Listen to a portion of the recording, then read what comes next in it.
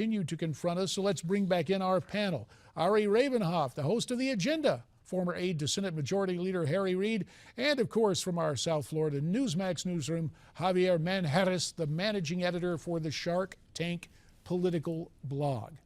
Would the situation in Iraq be what it is today had we not gone into the country to begin with? Ari, your take on that? Yeah, look, had we not gone into the country to begin with, obviously the situation wouldn't be there today. I think everything that's going on in the Middle East weighs back to that fateful decision to invade Iraq. And Saddam Hussein was an awful, horrible human being who shouldn't have been running a country. But at a certain point, you have to acknowledge that our actions in taking him down led to some pretty horrific results. And we were left with a choice following the Bush years: either stay in Iraq forever, spending trillions of dollars we didn't have, or bring our troops home and see the results. So, we're left with two bad choices based on that one decision. We brought our troops home. We saw the results. And again, it spelled ISIS. Javier, your take on the here and now. What needs to transpire? President Obama says he's sending 1,000 more advisors into Iraq. Advisors.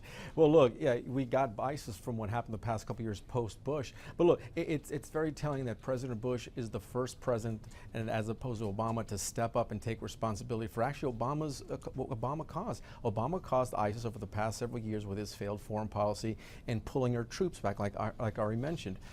Again, we don't really know what would have happened.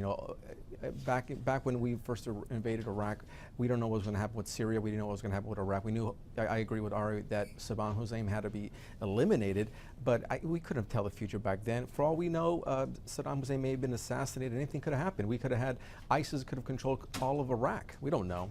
Which brings us full circle to the future as in 2016 and back to a subject or a person we talked about toward the end of our previous segment. That would be one Hillary Rodham Clinton, who served during the first, through the bulk of the first term for Mr. Obama as Secretary of State.